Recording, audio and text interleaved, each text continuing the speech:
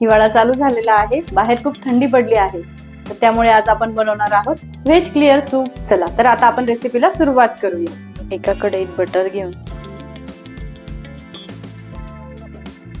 त्यात बारीक कापलेला लसूण व आलं टाकून घेऊया व ते छान परतून घेऊया. त्यानंतर त्यामध्ये बारीक कापलेली कांदा पात, बारीक कापलेला कोबी, गाजर,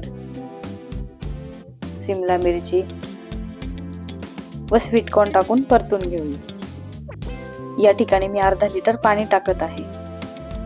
पाणी टाकून हे छान मिक्स करून घेऊया. आता एका बाजूला आपण कॉर्नफ्लॉवरची स्लरी बनवूया.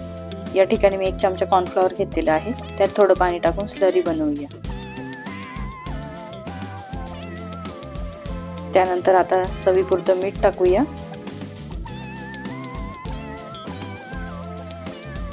पाव चमचा काळी मिरी पावडर, अर्धा चमचा अरोमॅट पावडर टाकूया.